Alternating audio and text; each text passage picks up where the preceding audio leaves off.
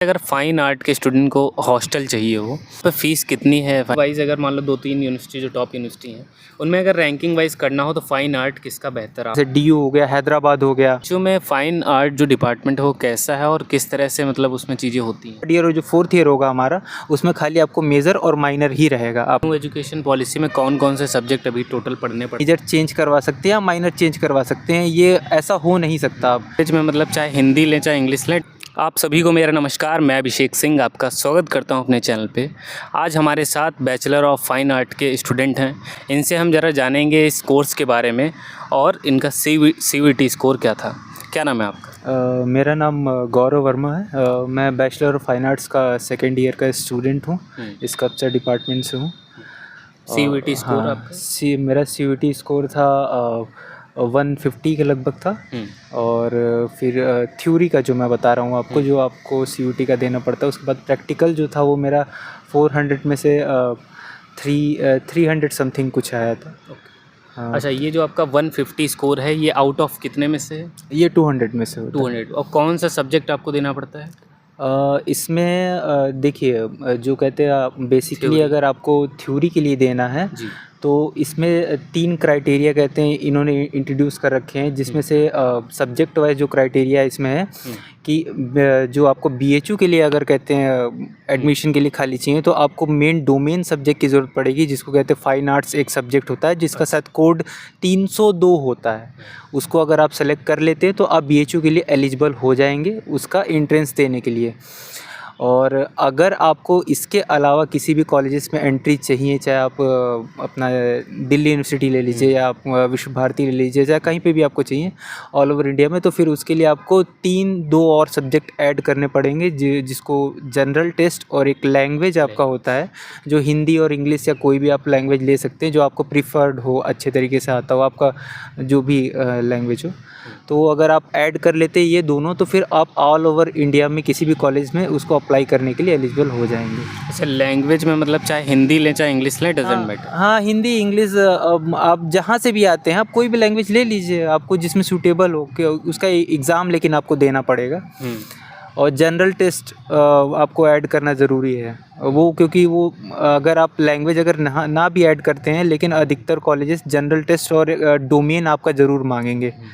तो domain general test आप रखिए, या नहीं तो आप तीनों ही रख लेंगे तो कोई ज़्यादा नहीं, क्योंकि उसमें पैसे भी नहीं बढ़ते हैं। अगर 3 से ज़्यादा सब्जेक्ट अगर आप सेलेक्ट करते हैं तो फिर उसमें आपके एक्स्ट्रा चार्जेस पर सब्जेक्ट बढ़ते हैं CVT में।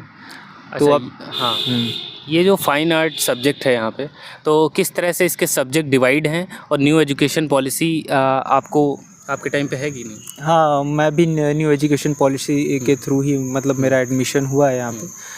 तो इसमें ये है कि कहते हैं न्यू एजुकेशन पॉलिसी में ये हुआ है कि पहले जो हम लोग का जो यहाँ पे चलता था वो होता था कि कहते हैं हम लोगों का 4 साल का BFA होता था, जिसमें से एक फर्स्ट ईयर जो हम लोग का होता था वो फाउंडेशन कोर्स होता था, जिसमें आपको सारे सब्जेक्ट को पढ़ना पड़ता था, या सारे मतलब कंबाइन हमारे 110 या 100 स्टूडेंट एडमिशन लेते थे। उसमें सारे सबको कंबाइन होकर कोई किसी के डिपार्टमेंट पे अगले हफ्ते जाएगा या कोई किसी के डिपार्टमेंट में जाके सबको अपना काम करते थे। लेकिन अब न्यू एजुकेशन पॉलिसी में क्या हुआ है कि यहाँ पे आने के बाद आपको मेजर और माइनर में डिवाइड कर दिया गया है। और अब आप ये तो ना सोच के आएँ कि आप यहाँ पे आके अपना मेजर चेंज करवा सकते हैं या माइनर चेंज करवा सकते हैं, ये ऐसा हो नहीं सकता अब, क्योंकि अब यहाँ पे सीधा क्राइटेरिया नंबर वाइज कर दिया गया है कि आप जितना नंबर लेके आएंगे उस मेरिट के हिसाब से आपको डिपार्टमेंट पहले अलॉट कर दिए जाएंगे, जिसमें अब कोई चेंजेस होने से रहे। तो अगर आपको पेंटिंग चाहिए, स्कल्पचर चाहिए, अप्लाइड चाहिए, तो उस हिसाब से आपको कहते हैं अच्छा नंबर लाना ही पड़ेगा। नहीं लाते हैं तो फिर दिक्कत की बात है। सही बात। अब न्यू एजुकेशन पॉलिसी में कौन कौन से सब्जेक्ट अभी टोटल पढ़ने पड़ रहे हैं? जैसे MD होता है, AEC, हाँ, और SEC हो गया, और वैल्यू एडिशन कोर्स VAC हो गया, मेजर माइनर, तो ये सारे आपके में हैं? हाँ, ये पढ़ने पड़ते हैं आपको कहते हैं, लेकिन ये फर्स्ट ईयर में ये सारे आपको पढ़ने पड़ेंगे जितना भी इन्होंने बताया है। लेकिन सेकेंड ईयर से आपके कहते हैं धीरे धीरे कोर्सेज कटते चले जाएंगे। जैसे कि अभी हम लोग थर्ड सेमेस्टर में थे तो उसमें हम लोग का AEC और कहते हैं लैंग्वेज था हमारा, योगा, और वो सारी बाकी जो चीज़ें थी वो कट गई थी। अब जब फोर्थ सेमेस्टर में हम लोग आ गए हैं तो यहाँ पे हमारे लिए खाली AEC मेरे पास है, MD नहीं है, मेजर माइनर और MD खाली, बस मेरा सेकेंड ईयर तक ये खाली चल रहा है। अब थर्ड ईयर से खाली थर्ड ईयर और जो फोर्थ ईयर होगा हमारा, उसमें खाली आपको मेजर और माइनर ही रहेगा आपका सब्जेक्ट, उसके अलावा और कोई सब्जेक्ट नहीं रहेगा। तो जैसे 3 साल में क्विट भी कर सकते हैं या 4 साल कंपलसरी? अब तो इन्होंने ऐसा कर ही दिया है कि आप फर्स्ट ईयर से ही क्विट कर सकते हैं, कोई प्रॉब्लम नहीं है। आप first year, second year, third year, fourth year, क्योंकि फर्स्ट हाँ सर्टिफिकेट आपको मिलता जाएगा। फर्स्ट ईयर में आपको सर्टिफिकेट मिल जाएगा, सेकंड ईयर अगर आप कंप्लीट करते हैं आपको डिप्लोमा मिल जाएगा, थर्ड ईयर में तो आपको डिग्री ही मिल जाएगी। अगर फोर्थ ईयर, ये इन्होंने 4 साल इसलिए इंट्रोड्यूस किया है ताकि आपका मास्टर्स में खाली आपको 1 साल देना पड़े। वो ऐसा कोई ज़रूरी नहीं, अगर आप 3 साल करके भी छोड़ते हैं तो भी आपको डिग्री मिल जाएगी, आप एलिजिबल हो, आप ग्रेजुएट हो चुके हो। बस उसके बाद अगर आप मास्टर्स करोगे तो आपको 2 साल का मास्टर्स करना पड़ेगा, नहीं तो उसके पहले भी अगर आप 4 भी कर लोगे तो कोई प्रॉब्लम नहीं है। बीएचयू में फ़ाइन आर्ट जो डिपार्टमेंट है वो कैसा है और किस तरह से मतलब उसमें चीज़ें होती हैं? बीएचयू में फ़ाइन आर्ट डिपार्टमेंट हाँ बहुत अच्छा है, हर चीज़ें हैं, लेकिन यहाँ पे अगर आप देखिए, एक तो अभी जो फ़ाइन आर्ट्स डिपार्टमेंट में जो कहते हैं, लोग सोचते हैं कि हमें जॉब मिलेगी कि नहीं मिलेगी, या एक्सपोज़र होना चाहिए बाहर की कमर्शियल मार्केट का भी होना चाहिए, और आर्टिस्टों का भी एक्सपोज़र बहुत अच्छा होना चाहिए। तो वो सारी चीज़ें मेरे नज़र में तो बीएचयू में अभी वैसा है नहीं, क्योंकि यहाँ पे मार्केट अगर आप खोजने जाएंगे तो आपको नहीं मिलेगा, और आर्टिस्ट का जो एक्सपोज़र है, एक आर्टिस्टिक लेवल का होना चाहिए, वो मेरे नज़र में अभी बहुत ज़्यादा लैक है यहाँ पे। तो अगर आप बीएचयू के अलावा अगर आप कहीं और, जैसे डीयू हो गया, हैदराबाद हो गया, ये सारे जो कंटेम्प्रेरी आर्ट जो इस टाइम पे बहुत अच्छा वो लोग ग्रोथ कर रहे हैं बहुत अच्छे तरीके से, या तो आप जेजे में जा सकते हैं। तो ये सारे कॉलेजेस बहुत अच्छा काम कर रहे हैं, लेकिन बीएचयू मैं फ़िलहाल में, अगर आपका जैसा चॉइस हो, मैं वैसे रिकमेंड नहीं करूँगा। अगर एक आर्टिस्टिक वे में अगर आप जाना चाहते हैं तो मेरे नज़र में वैसा नहीं है। यूनिवर्सिटी वाइज अगर मान लो 2-3 यूनिवर्सिटी जो टॉप यूनिवर्सिटी हैं, उनमें अगर रैंकिंग वाइज करना हो तो फ़ाइन आर्ट किसका बेहतर आपके अकॉर्डिंग? अगर मान लो उसको दूसरी यूनिवर्सिटी में एडमिशन मिल रहा है तो किसको चुने, और बीएचयू को किस रैंकिंग पे वो रखें? नहीं, अगर देखिए, अगर मैं ऐसा कहूँगा कि सबकी अपनी अपनी कंडीशंस भी होती हैं, कि जैसे अगर लड़की है तो वो ज़्यादा दूर जा भी नहीं पाती है, और अगर ये है तो हाँ सेफ़ एरिया है। और बीएचयू ऐसे देखा जाए तो बहुत ही सेफ़ है सबके लिए, ऐसा कुछ है नहीं। लेकिन अगर रैंकिंग की अगर आप बात करते हैं और काम की बातें करते हैं, तो सारे कॉलेजेस के अलग अलग मतलब खूबियाँ हैं। मतलब जैसे कि आप बीएचयू में देखेंगे तो बीएचयू स्कल्पचर डिपार्टमेंट जो बेसिकली जो यहाँ का है, वो बहुत ही आर्टिस्टिक वे में एक एब्स्ट्रैक्ट स्कल्पचर आर्टिस्ट जो एक काम करने का जो है वो हमारा बहुत अच्छा है। तो अगर आप स्कल्पचर में आना चाहते हैं तो बहुत आपको एक्सपोज़र यहाँ पे मिल सकता है, अच्छे प्रोफेसर्स भी मिल सकते हैं। तो ये सारी चीज़ें हैं।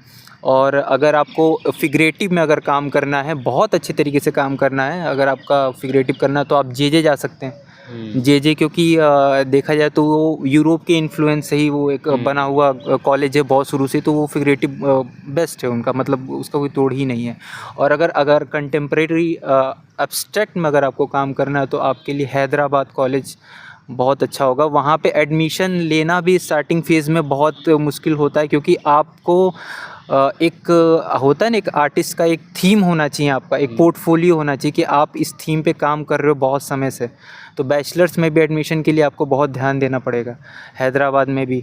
और जैसे अगर आपको थोड़ा सा ट्रेडिशनल वे में अगर जाना है तो आपको विश्व भारती सबसे बेस्ट है, कम पैसा और बहुत अच्छा एक्सपोज़र, फ्री वहाँ के कॉलेजेस, वहाँ के प्रोफेसर्स आपको छोड़ते हैं, फ्री माइंड, आपको जैसा वर्क करना वैसा कर सकते हो। विश्व भारती मैं कहूँगा रैंकिंग में बहुत अच्छा है, मतलब मेरे नज़रिए में बहुत अच्छा है। ये सारे कॉलेजेस मैं उसके बाद कुछ जानता हूँ, उसके अलावा मेरा कुछ ऐसा नहीं है। अच्छा, यहाँ पे फ़ीस कितनी है फ़ाइन आर्ट? यहाँ तो मेरा पर सेमेस्टर 1150 रुपये लगते हैं, जो 1 साल के वही हो जाएंगे। हाँ, जो भी हो 2200-2300 के लगभग हो जाएंगे।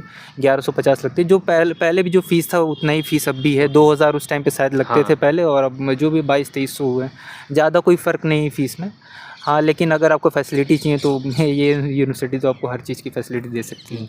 जैसे अगर फ़ाइन आर्ट के स्टूडेंट को हॉस्टल चाहिए हो तो वो कितने मार्क्स स्कोर करे और लगभग उसकी दूरी कितनी होनी चाहिए?